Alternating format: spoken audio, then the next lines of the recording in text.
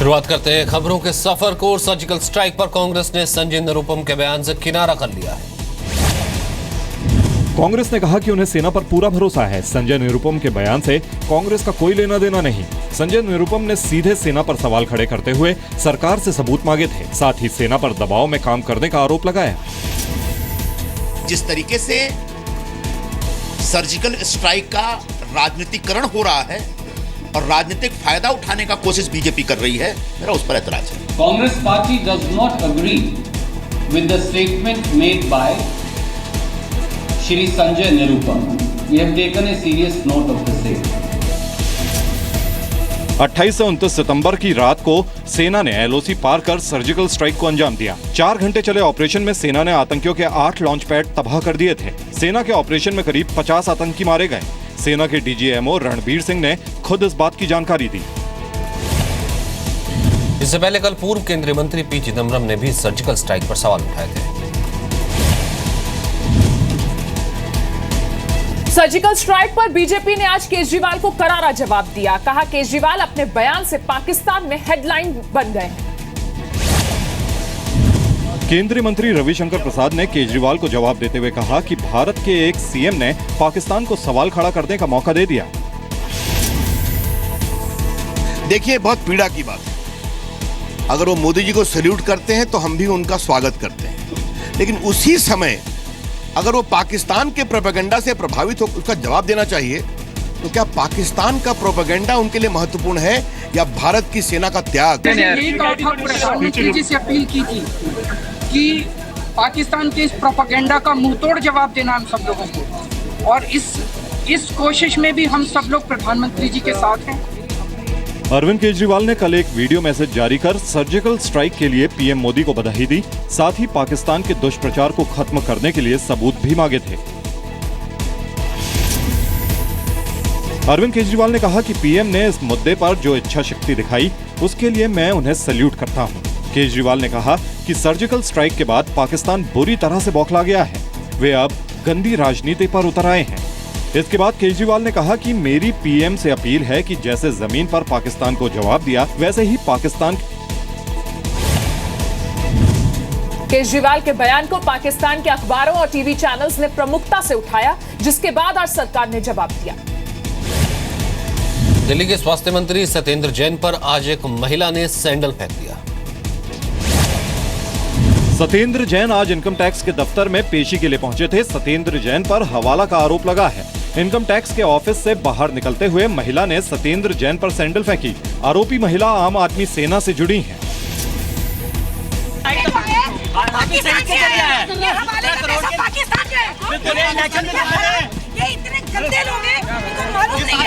सत्येंद्र जैन पर सैंडल फेंकने वाली महिला को पुलिस ने हिरासत में ले लिया है। ये वही महिला है जिसने इसी साल जनवरी में केजरीवाल पर इंक फेंकी थी। सत्येंद्र जैन को 26 सितंबर को इनकम टैक्स डिपार्टमेंट ने समन जारी किया था। आरोप है कि सत्येंद्र जैन ने 4 कंपनियों को गलत तरीके से 17 करोड़ रुपए ट्रांसफर किए। इन कंपनियों के नाम हैं Indo Metal Impex, Akinchan Developers Private Limited, Prayas Info Solution और मंगल यातन प्रोजेक्ट। आरोपों के मुताबिक सत्येंद्र जैन ने इन पैसों से दिल्ली के अवैध कॉलोनियों के पास प्रॉपर्टी खरीदी। सत्येंद्र जैन पहले ही सफाई दे चुके हैं कि वो इन कंपनियों से बहुत पहले अलग हो चुके हैं। आज दिल्ली में आयोजित एक कार्यक्रम में कपिल मिश्रा के बयान से काफी हंगामा हो गया। दिल्ली में भारत इंटरनेशनल टूरिज्म बाजार कार्यक्रम के दौरान कपिल मिश्रा मंच पर थे। महबूबा मुफ्ती और एलजी नजीब जंग भी कार्यक्रम में मौजूद थे। कपिल मिश्रा पर्यटन पर बोलते बोलते सीधे महबूबा मुफ्ती से सवाल जवाब करने लगे, जिस पर हंगामा हो गया। Terrorism and tourism, these two things cannot go together। नहीं जाने से पहले उन्हें बताना पड़ेगा बुरहानवादी को आतंकवादी मानती है कि नहीं मानती, अफजल गुरु को आतंकवादी मानती है कि नहीं मानती। कुछ देर बाद महबूबा मुफ्ती भी मंच पर आई, लेकिन कपिल मिश्रा के सवालों का कोई जवाब नहीं दिया। हालांकि एक वीडियो में पिता की आवाज सुनकर भावुक जरूर हो गई। इस वक्त जम्मू कश्मीर में, कश्मीर पूरे दुनिया में देख लीजिए आप किसी भी मुल्क में जाइए, हमारे कंट्री के अंदर भी सबसे सेफ प्लेस। महबूबा मुफ्ती ने कहा कि महिलाओं के लिए देश भर में कश्मीर सबसे सुरक्षित जगह है। जम्मू कश्मीर में पाकिस्तान ने एक बार फिर सीज फायर तोड़ा। राजौरी के नौशेरा में पाकिस्तान की तरफ से सीज फायर तोड़ा गया। नौशेरा सेक्टर के कलसिया कलाल समेत 3 जगहों पर पाकिस्तान की तरफ से गोलीबारी हुई।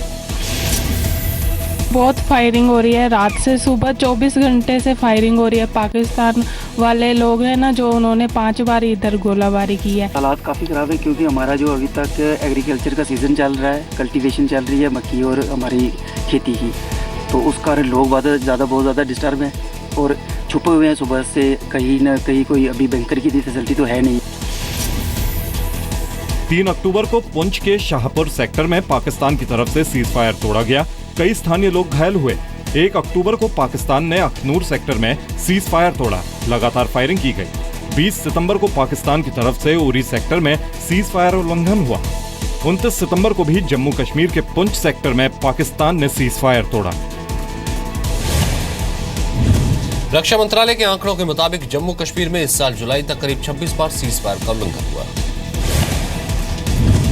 बारामूला में शहीद हुए बीएसएफ के जवान नितिन यादव को आज अंतिम विदाई दी गई।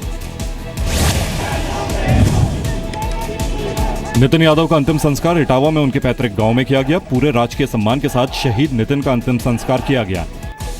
शहीद को अंतिम विदाई देने के लिए लोगों की भारी भीड़ उमड़ी। बीएसएफ के अधिकारियों और जवानों ने शहीद की शहादत को सलाम किया, उनके सम्मान में फायरिंग की। हम लोग सब नितिन की शहादत पर गर्व करते हैं। पूरा गांव, पूरा एरिया हम उन पर गर्व करते हैं। मेरा भाई नहीं, मेरा पूरा परिवार देश की सेवा के लिए तत्पर तैयार है। मेरे दोनों भाइयों ने सेना में ट्राई किया था, उसमें से मेरा छोटा भाई सबसे पहले आ गया था। मैं चाहता हूँ मैं भी उसी तरह अपने भाई की तरह देश की सेवा करना चाहता हूँ। यूपी सरकार ने शहीद नितिन के परिवार को 20 लाख रुपए देने का ऐलान किया है। नितिन कुमार यादव को हम नमन करते हैं, श्रद्धांजलि अर्पित करते हैं और उनके परिवार को 20-20 लाख रुपए की मदद करने की घोषणा करते हैं। शहीद कांस्टेबल नितिन यादव यूपी में इटावा के नंगला गांव के रहने वाले थे। 24 साल के नितिन यादव 2013 में बीएसएफ में भर्ती हुए थे। 5 महीने पहले ही नितिन की पश्चिम बंगाल से बारामूला में तैनाती हुई थी। रविवार को बारामूला में आतंकियों के हमले में नितिन यादव शहीद हो गए थे। शहादत के एक दिन पहले शनिवार को नितिन यादव ने आखिरी बार परिवार वालों से बातचीत की थी। लेके बाद आज गृह मंत्री राजनाथ सिंह करगिल पहुंचे, शहीदों को श्रद्धांजलि दी, लोगों से मुलाकात भी की। द्रास सेक्टर के वॉर मेमोरियल में गृह मंत्री राजनाथ सिंह ने कारगिल युद्ध के शहीदों को श्रद्धांजलि दी। कहा, कारगिल आकर शहीदों को नमन नहीं करता तो खुद को माफ नहीं कर पाता। जो हमारे कारगिल वार के शहीद हैं, उनको भी मैं अपनी अकीदत पेश करूं। आज मैं अपनी श्रद्धांजलि अर्पित करने के लिए द्रास, जहां वार मेमोरियल है, वहां भी गया था और अपनी श्रद्धांजलि भी अर्पित की है। कारगिल में गृह मंत्री राजनाथ सिंह ने कई डेलीगेशन से मुलाकात की। हिजबुल कमांडर आतंकी बुरहान वानी के एनकाउंटर के बाद राजनाथ सिंह चौथी बार जम्मू कश्मीर के दौरे पर हैं। बुरहान वानी के एनकाउंटर के बाद 23 जुलाई को राजनाथ सिंह श्रीनगर गए थे। गृह मंत्री राजनाथ सिंह ने दूसरी बार 24 अगस्त को कश्मीर का दौरा किया। तीसरी बार 4 सितंबर को ऑल पार्टी डेलीगेशन के साथ कश्मीर के हालात की समीक्षा की।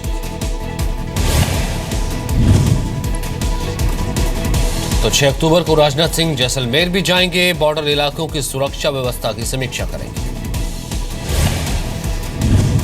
सिंगापुर के प्रधानमंत्री ने आतंकवाद के मुद्दे पर भारत के रुख का समर्थन किया है।